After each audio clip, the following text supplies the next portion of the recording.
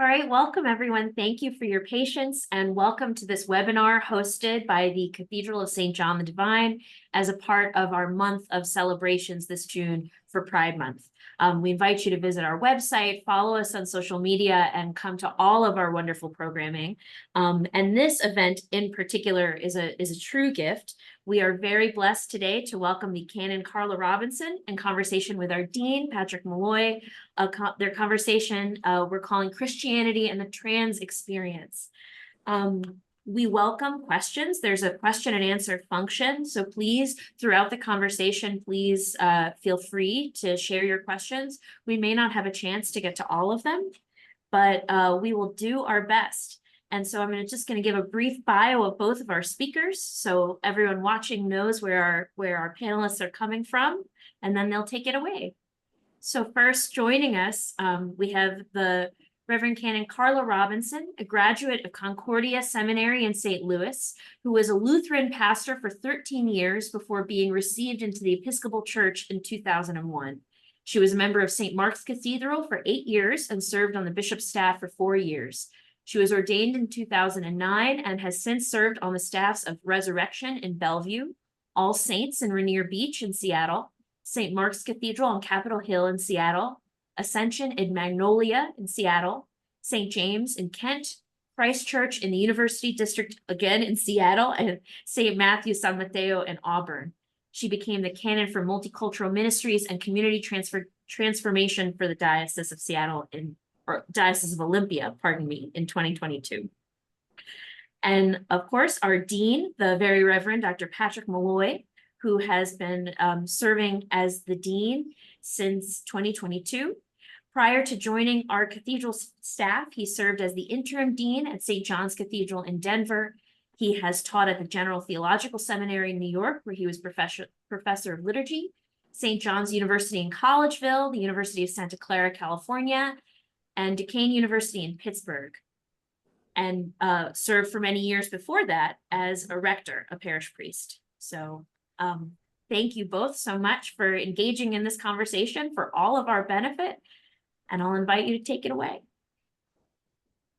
Thank you, Canon Suarez. So I am Canon Robinson. I am very glad you're here. It's wonderful to have you here. And it was wonderful to have you with us for our Eucharist yesterday. And for those of you who were not at our Eucharist yesterday, I would encourage you to go to our Facebook page or our YouTube page and to look at the stream of the sermon. It was absolutely remarkable. And for me, one of the most remarkable things was that it was just shot through, as far as I could tell, Canon Robinson, with your firm belief in the Lordship of Jesus and in your personal sense that he's alive, active in your life, and active in the church, and active in the world. So before we get down to the sort of specifics, why don't we begin with the generals? Could you talk to us about how it is in your life that you came to have a relationship with Jesus? I had the great fortune of being born into a family for whom the walk with Jesus was not only something that was intellectual, but also something that was a matter of the heart and a matter of the life. Growing up in a community where they're pulling and tugging on the scriptures, and they're pulling out of this great tradition of the love of a living Christ. This was the ground out of which I was formed, and then to have that translated into a community where people were saying, well, what does this mean in terms of life now?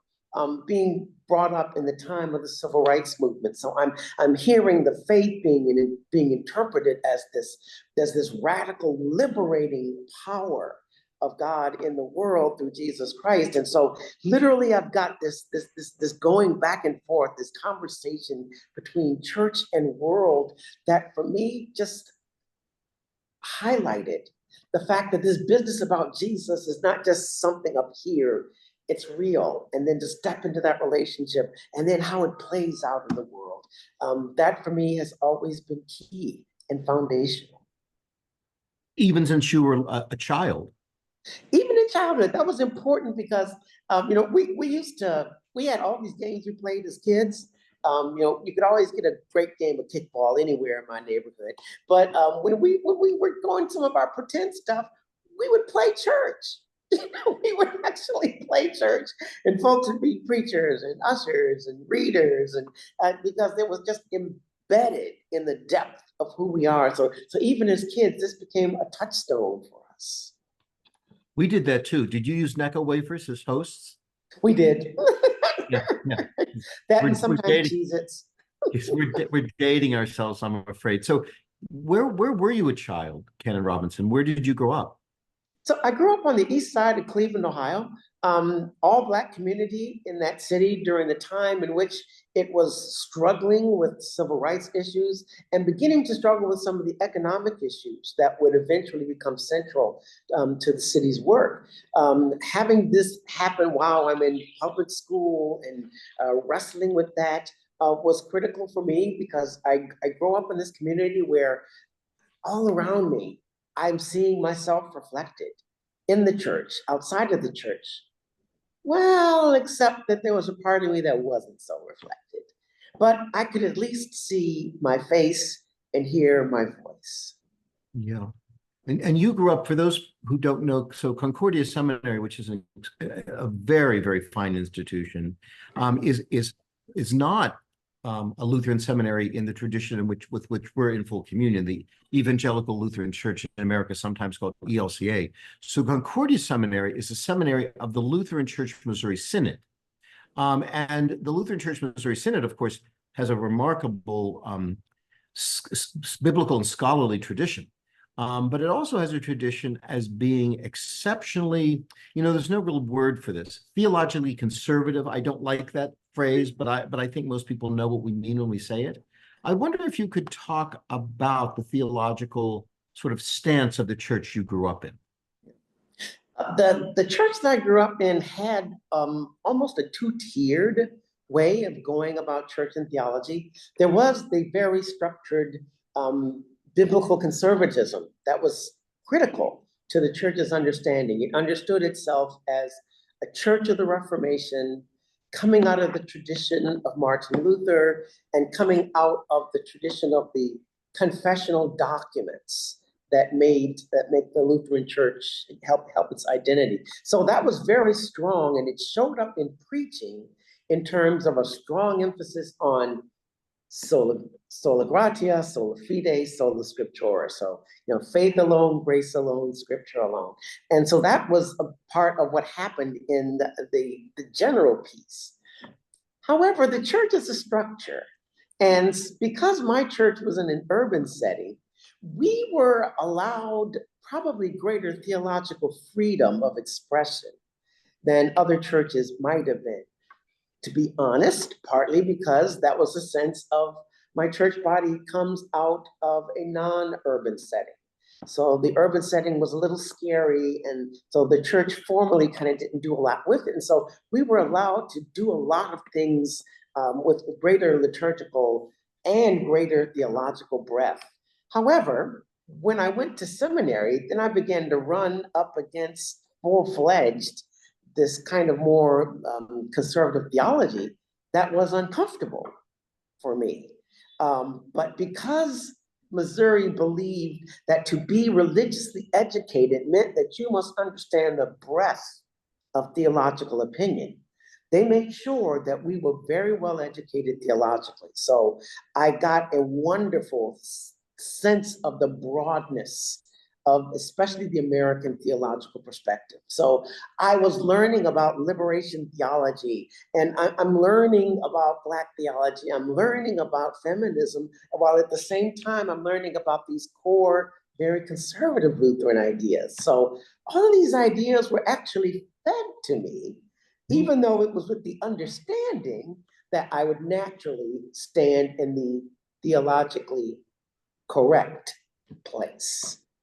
Right. It almost sounds like apologetics. You need to know what you're against so you can fight against it. Mm-hmm.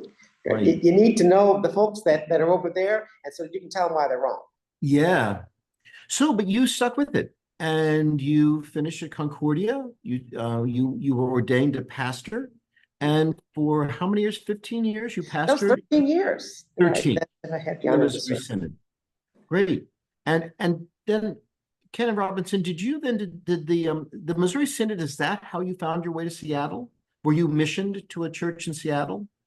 I was serving a congregation in Seattle. I had been in Los Angeles for a number of years, and then accepted a call to a congregation in the urban center of Seattle. And that's where, of all things, I began to, I actually learned for the first time in terms of experience about the Episcopal Church. Because one of the first people to welcome me to Seattle was the rector of St. Clement of Rome Episcopal Church. And to have him come and welcome me to the neighborhood and welcome me to the ministry, that made an impression on me. So you grew up and were formed in this confessional church, and now you find yourself really for the first time coming up against a church that isn't confessional, really, does not have any foundational theologians, is merely, in my view, sort of a continuation of the Catholic churches that existed in England at the time of the Reformation. So what happened? I mean, that is a remarkable theological leap. What happened was a personal crisis. And that's really the only way I can speak of it, a personal crisis that became a crisis of faith.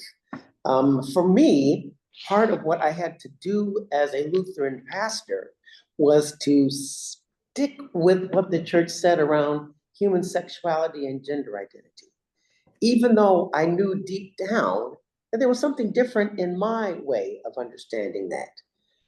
When you're standing in front of people week after week, talking about truth, talking about integrity, while you are yourself hiding, that pushes on your psyche.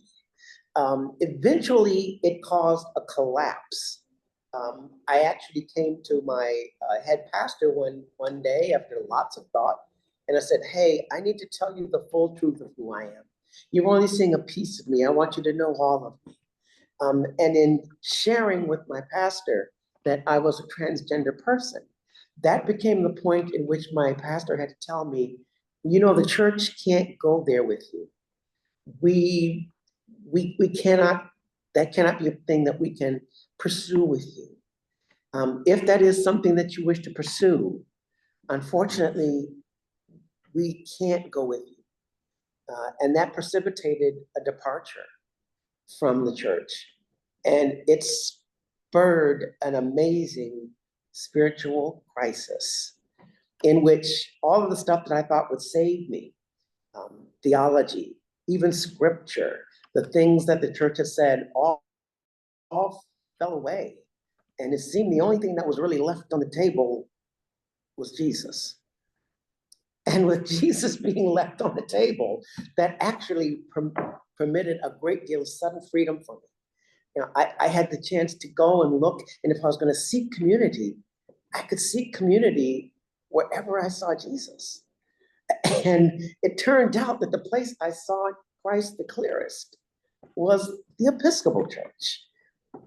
I never thought that was going to happen, but walking in and being received, having an open table where there was no one between me and Jesus, where I could come and a community was right there to say, "Hey, we understand the hurt. We are here as a community for you, but only when you're ready." That was at the core what happened and how I landed in this amazing thing called the Episcopal Church. Well, that is a wonderful story, and I have a feeling it's a somewhat rare story, and here's why I say that. Being here at the cathedral, as you know, we're very welcoming of queer people, as all Episcopal churches are or should be.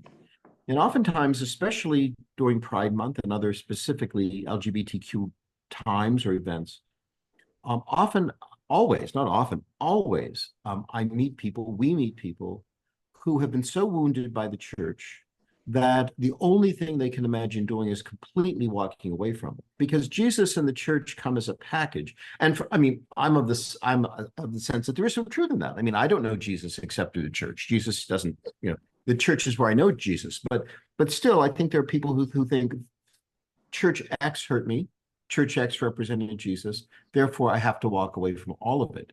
So I have to wonder, what was it like for you? I mean, when you strip away everything, how do you find Jesus when you've stripped away all of the ways that you ever knew Jesus? Yeah, what was left for me was figuratively a table where I had the absolute freedom. I could walk away from Jesus anytime I wanted. I had attempted to clear everything off the table. Jesus is the only thing that remained at the table, but I could walk away. And I thought, well, I will experiment with walking away. And I said, me and church are done. Yeah. I'm going to walk away. For a moment, I thought even me and Jesus were done. Yeah. Walking away was like turning away from a well-lit room into darkness. Yeah. I suddenly had no guidance. I had no, I felt a loss of companionship. I felt if I walk this way and I'm free to choose it, I lose so much. And so it was like, okay, I tried walking away, I'm back at the table with Jesus, now what are we gonna do? I tried a lot of different things. I tried forgetting church. I even thought that, maybe if I could just sort of get like private communion, that would be the one way that Jesus and I could stay in communion. And so at one point I remember going to a Greek Orthodox priest and saying, I need private communion. To which he looked at me and said, well, what do you mean you need private communion? Are you sick and unable to go to church? No, I just want it by myself. Said, well, you realize that this isn't meant for you by yourself. This is Jesus for the community. And I walked away and I thought, that guy doesn't know what he's talking about. I just want Jesus. Slowly, hearing about a church where I could be welcome, and maybe I could go to that table and no one's gonna ask me any weird questions. I'm gonna give that a try.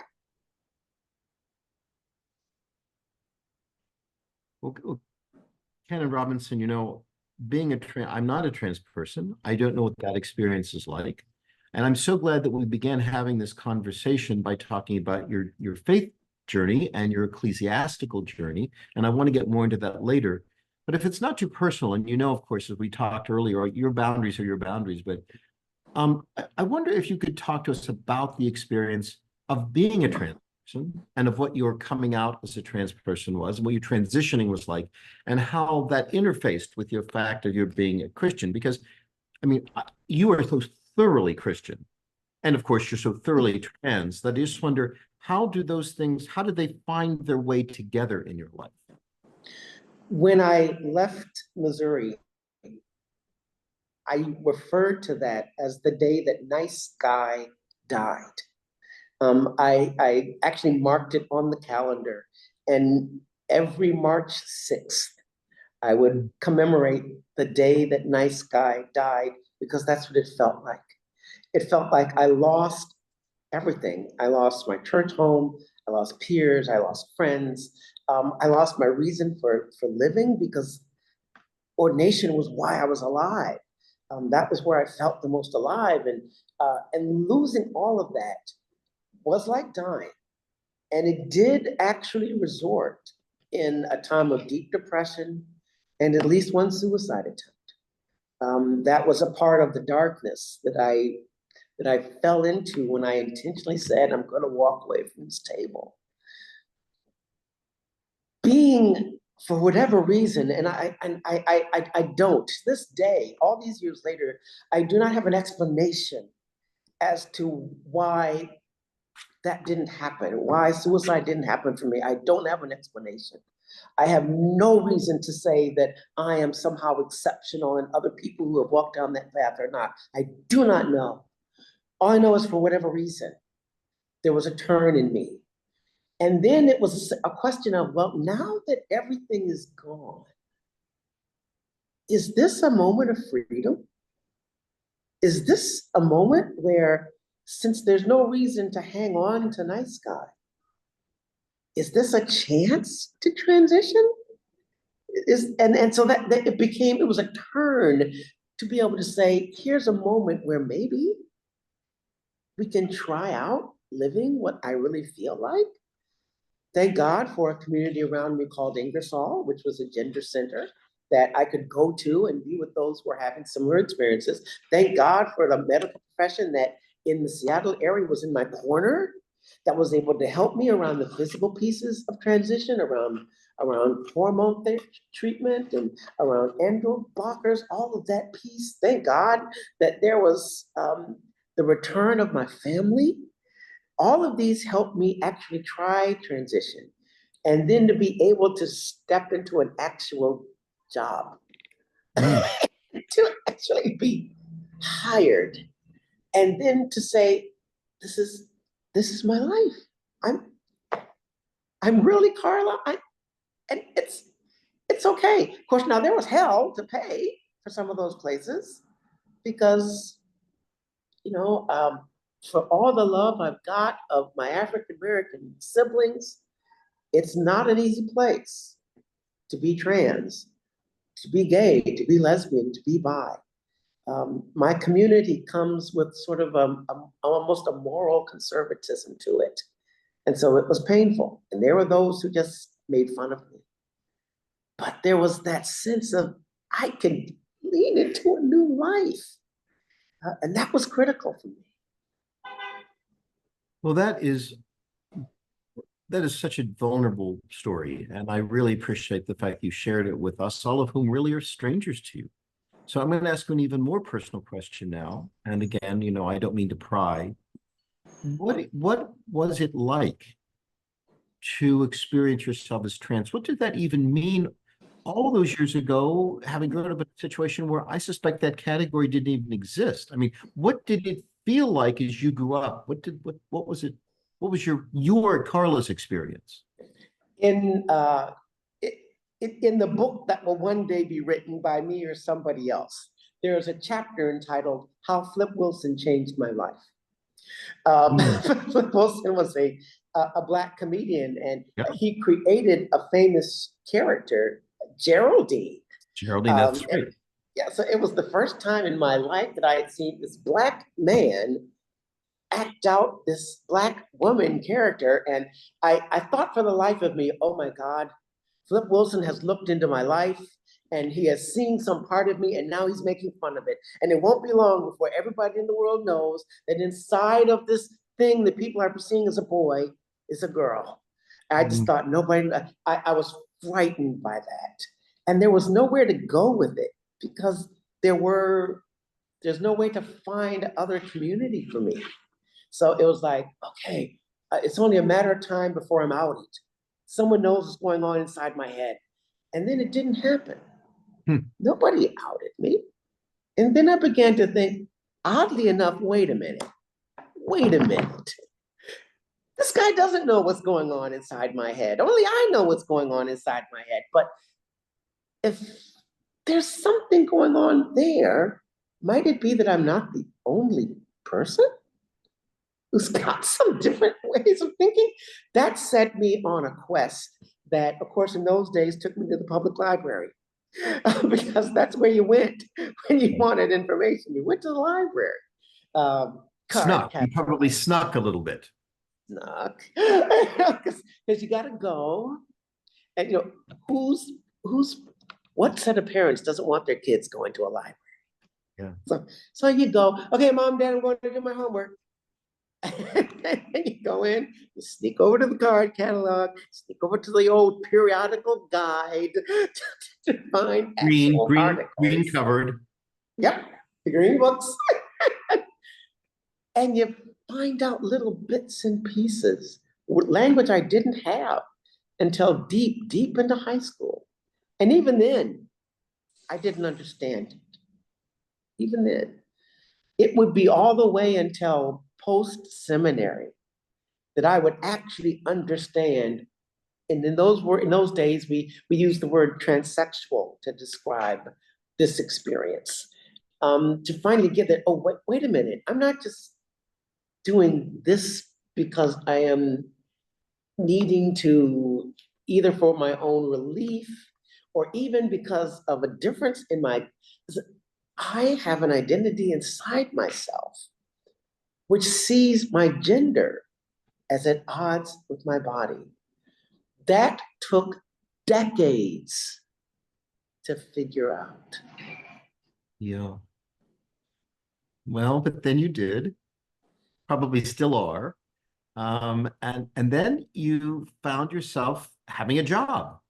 But that job was not in the Episcopal Church. No. The first job I had was in the medical profession. I was a medical receptionist. And you can imagine that when your resume says Lutheran Church Missouri Synod pastor, and you're trying to get a job as a medical receptionist, people are looking at and saying, what is this person trying to pull? I was actually hired by somebody who didn't want to hire me because they said, they told me later, I was not going to hire you. And then I met you. And then I said, I want this to be what people meet when they come to our clinic. So. All right. So now you've got this secular job. You have found yourself worshiping in an Episcopal church. And then what happened? So in order to become, I wanted to be a member of the Altar Guild. I had always loved the work of the Altar Guild, but was never a member.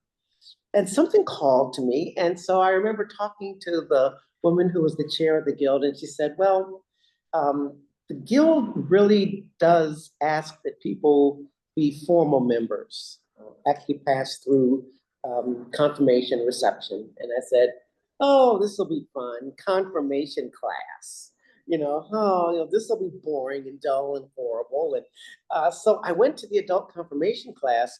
And one of the things that happened is that we were encouraged to share our spiritual journey. I'd never done that before. And so I'm hearing other people's spiritual story, and I'm gaining the confidence to share my own. As I go through this amazing journey with them and come to confirmation and am confirmed, something stirs in me to say, I want to be a part of helping people walk through that journey.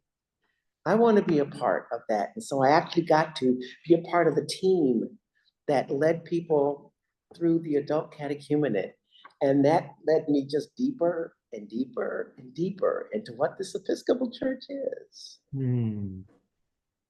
So when you decided then that you wanted to function again as a presbyter, but in the Episcopal Church, we do not recognize the orders of the Missouri Synod, so you had to be ordained all over again.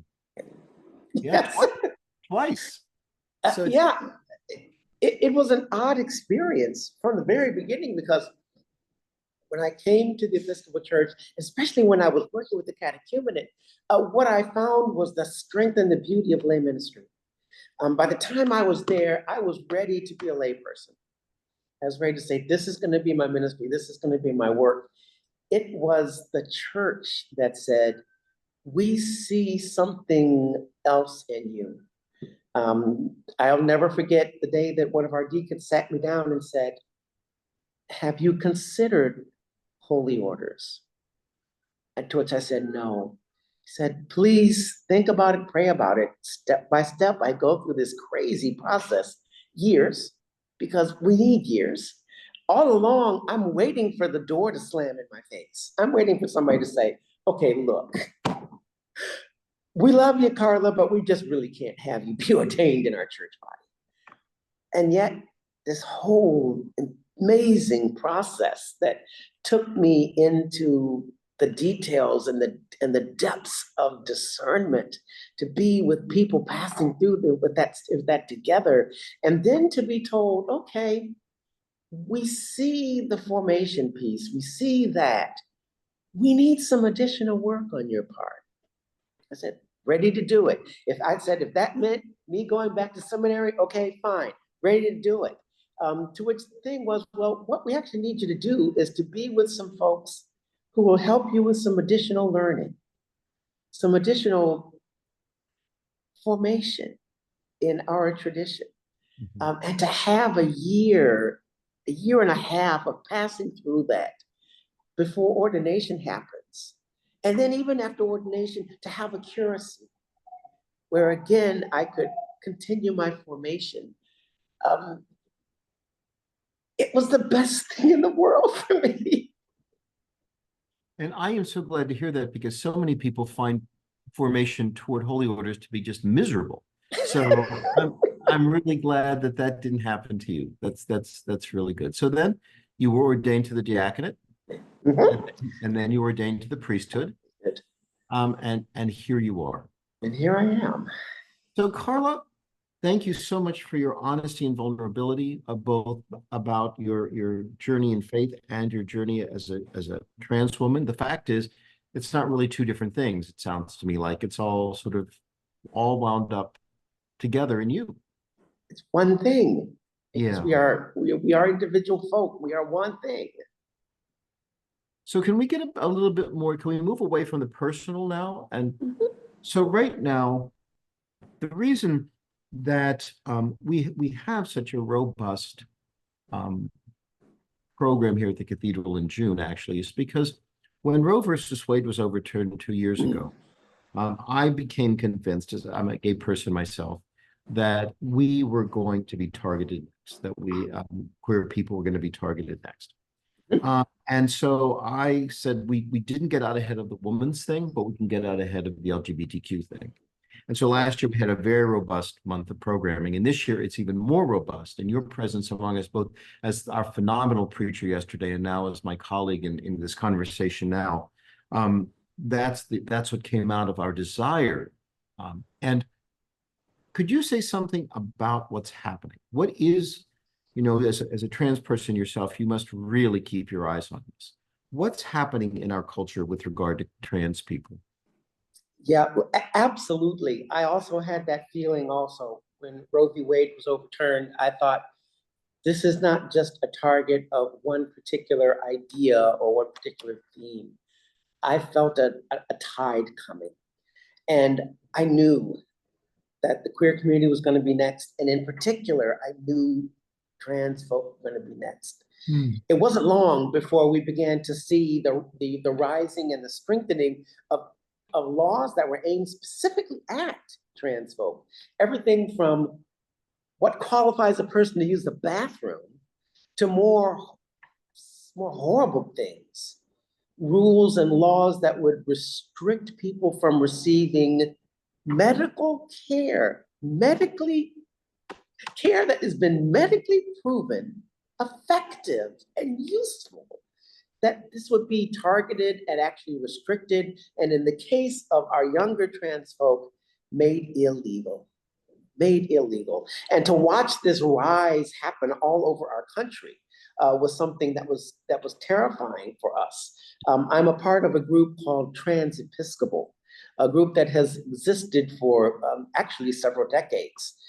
Trans Episcopal works in conjunction with many of the other justice ministries of the Episcopal Church to specifically advocate at the local level for transgender folk, as well as to advocate in our church so that our church goes on record in things like General Convention, and which enables our political, our Office of Governmental Affairs to actually advocate around specific legislation. Personal story about this big problem. I'm at D House a couple of weeks ago, and a woman has come in to find the location of the closest Episcopal church to where she lives. She says that she is newly arrived from Florida, her and her family. And I said, well, hi, great to have you here. What was it that brought you here? Usually that means, someone's had a job change or something of that nature. Her and her husband moved here in order for their transgender teenager to have appropriate medical advice, to have appropriate medical support, to have appropriate medication for her gender transition. She had to leave her state for this. So, these are the things that are out there, and they are happening, and they are real. One of the things that people say is that the opponents, the Floridian types, apologies to anyone listening in who's from Florida, we're not talking about you, is that this is a choice that young people are not fit to make. And as I said, having not had a trans experience myself, I don't know what to say to people like that. What would you say to someone like that? One of the things I want to say, and I often come back on people with, is let's suppose that you're right. Let's suppose that it's not a choice that a young person can make. Who would be the appropriate folks to make that kind of choice? Who would be the wise people with the most experience next to that child? Their parents. And what we find happening is it is actually an odd twist of a political idea that it takes away the parents' own right to help their child. It is not, even if we were to grant that, and I don't, but even if you were to grant that, what about real parenting? Are you telling parents that, oh, that's a case in which we know better? Now, we could, on the other hand, we will tell you, well, you as a parent, you can raise your kid when it comes to religion because you know best there. But when it comes to transgender issues, no, you don't know best there. We know best there. And then I would go back on my own personal experience. I knew, and I can mark this actually back to age 7.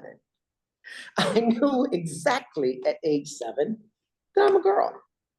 I remember having the dreams about that. I remember of all the things that I would say to my parents about that. There was a sense of depth for me early in that. So I don't believe that we should just easily dismiss what children think and say, because again, there are these other areas in which we trust our kids. If my child comes and says to me, someone did something to me, I trust my child. And then as an adult, I make a move from that. So whenever I hear this, well, they can't possibly know, I want to say, really, but what about those loving parents who are with them?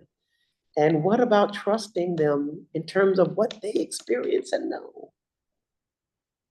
Complicated, but I hope I've expressed sort of those two tracks on which I often respond. That's very helpful to me, at least. I know that I remember when I knew the word for what I am. Mm-hmm. And I was so little that I remember I had on Dr. Denton's, the pajamas with the feet in them. Mm-hmm. So I was that little when I remember, oh, I'm like that man there that my father just disparaged. Yeah. And I said, oh, now I have the word. Now I have the word. So it's interesting, we both sort of figured ourselves out when we were tiny little children. So when you say that, I think I can understand that. I didn't have the same experience, but I had a parallel kind of experience. So yeah, I know. I that makes a lot of sense to me. A lot of sense to me. What advice would you give to a Christian parent who says to you, I can't believe that God made a mistake when God made little Johnny and who wants now to be Janie, or made little Janie who wants to be Johnny. God did not make a mistake. My child is just confused. What do you say to a Christian parent who says that to you? I come back and I say, you know what? God did not make a mistake. We're not here with a question of God making a mistake. In fact, where I go from that is to talk about just how complex God has made us. I tell, hey, there is a fearfully and wonderfully made part of us. What if that fearfully and wonderfully made is broader than we would normally think about it? Can that also be a part of God's creation? So, you know, for me, there's a lot of questioning and wondering, trying to lead people into a place where they open up a little bit. And yeah, there are other things, you know, if I come about the mistake language, I may go and say, well, would we say that there's a mistake if a person is born as intersex? We wouldn't say God made a mistake. Would we say God made a mistake when a child is born with a PFO and an actual hole in their heart wall, and that they were born that way? We wouldn't say God has made a mistake. You know, we don't use that language when we're talking about other ways in which we are fearfully and wonderfully made. So, me, I would begin with a sense of wondering. Is there a wondering about how much broader this creation is? Because I find it very hard to wag a finger in people's face and say, well, you've just got it wrong. You know, God did this. Well, what if we wonder a little bit? Well, it sounds like you are a Montessori teacher, because that's the big Montessori question. I wonder, you know, yeah. And you certainly would never wag your finger in anybody's face, I can tell, because I can tell you, you are a very fine pastor, and certainly were when you were called a pastor, and you're still a very fine pastor now that you're called a priest. So, well, Ken, as far as has a question that's come from the folks who are watching today. Canon Suarez, would you like to pose the question? Absolutely. And with a reminder that in our remaining time, anyone who's watching and following along, if you have any questions, please, you can use the question function. I think it's called Q&A along the bottom of your screen. And so Carla, you spoke of the role of community in your life of faith, really movingly about community. You know, you could see community where you met Jesus.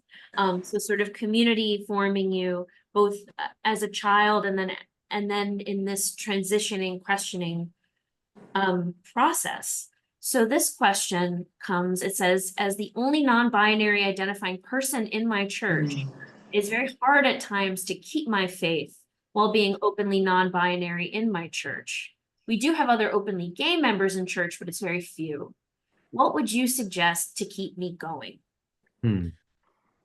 One of the things I would suggest is Trans-Episcopal. It is a group of us who actually gather and meet. Now, granted, it's something that we do online because we are across the country, but Trans-Episcopal is a community of folk who have similar experiences. We are a spectrum of trans, non-binary, two-spirit folk who gather to do mutual support as well as mutual action. Transepiscopal.org is one of the places that I would actually suggest as a starting place. The other thing for me that I remember was helpful, because I'm remembering landing in a place where folks just sort of said, trans, what's that? One of the things that was helpful for me was to actually begin to slide over into some of my UCC friends or some of my Metropolitan Church friends. So even if I couldn't find community inside of my Episcopal church, I was able to kind of wander down the street a little bit and begin to connect with some of my Christian communities there. I would also, in that case, point you to Believe Out Loud, which is it's a more ecumenical group, but that might be a place to start. But definitely Trans-Episcopal. Come meet us where we get together on the third Monday of every month. Come join us. Hannah Robinson, so I think I have a general grasp of what the trans experience is like. Not that it's my experience, but I think I understand it somewhat. I don't presume to know more than I do, but about the non-binary experience, even personally, that's something that I'm not completely able to even wrap my head around. And I suspect you have non-binary friends in the church and elsewhere. Could you speak to that experience, especially to our kind friend who sent that question? Yeah, one of the things that I often quickly have to say, the same as you would have to say, is I am not non-binary. No, that is not my particular experience. However, what I notice and recognize is some patterns that seem to be the same. The sense of the incongruity between the way that that world out there sees me and the way that I understand me. You know, that sense of incongruity, of not fitting. Um, so there's the sense in which as my non-binary friends begin to tell me about their experience, the sense that, well, I feel a little this, but not really. Sometimes a little of that, but not really. Maybe something different, not something mixed in between, but something that is whole and genuinely me, that doesn't fit the left, right, one, two, A or B. And so part of what I see in there and part of what makes a sibling experience to me is I get the not fitting, I get the incongruity. So, those ends up being the places where we are probably the closest, that in our identity, there's this experience of incongruity. Mm-hmm. But if you ask me, do I understand the non-binary experience only by what my friends tell me? Mm-hmm. Mm-hmm. And you don't believe they're making this up? They are not making it up, because as I begin to walk with my friends and see and see how they have to navigate. I mean, who would want to have this kind of pain and incongruity? It is not something that one desires to pour into one's life. It is the honest attempt to be genuinely self. And I recognize that. And when I see that, it's like, all right, I see you, I get you. You and me, sibling, I get that. So, so one of the thing we do share is we do know that we cannot presume about the experience of another person. We just have to trust them. So when someone comes into our church, and let's look at this two ways. Let's look at the church as a group, and then let's look at the clergy. How can we be allies to trans, binary, and other sorts of queer people who do not fall into what we know about personally? How can the community be supportive, do the right thing, be good brothers and sisters to these people? What do we do? I think step number one is to actually live the welcome that we talk about. Just to have someone literally, when I come in the building, say hello to me. If I am at a place where I've expressed a pronoun, please use it. When I give you a name, please use it. So those are the basic places of beginning, is to accord the very dignity that we say we promise ourselves to in the baptismal covenant. So that's the basic. And when you don't know, there's a dignified way of asking. I will never forget the person who was my landlord when I was in transition, and she saw me in kind of these various ways of presenting. And one day as we were speaking, she asked me, "What name would you like me to use?" It was just a very simple, open question, but it gave me the power in that moment. So I think the very beginning is to begin with that sense of welcome, and then to listen, because one of the things that my community did for me is they listened to me enough to kind of let me be until I wanted to step into something. So it's a dance of being close, but not too close, of being far enough away, but not so far away. Yeah. So I would say it starts with that welcome and then with the listening. Canon Robinson, it seems that we have some more questions. I wonder if our moderators here, Canon Suarez and Ms. Reber, could come in and tell us what's happening now. What do people want to ask? Absolutely. Following up on what you've just shared, someone writes, I'm not trans, but I am a lesbian. I'm a deacon at my church, and we are very affirming. However, we are just starting to label gender neutral bathrooms, etc. My question is, what other types of things would you like to see walking into a church that would immediately make you feel at home? Would name tags with pronouns feel comfortable or no? Would there be pressure to use birth names? For me, one of the most welcoming things that I could see is pictures that look like me. And that might be either expressions of Christ that look like me. Maybe maybe maybe it's an icon of Marsha Johnson in a corner. Images are powerful. So those are things that would be really welcoming, and just something as simple as, when you talk about being a trans-friendly place, say it. I like the idea of having name tags with pronouns, but I would look at that and say, somebody's thinking. Don't know if I would grab and write my name on it, but I would say, somebody's thinking. So those are the kind of smallish things. I love gender neutral bathrooms because, first off, that tells me somebody's thinking. Those are all signs. They're signs of what's really going on inside.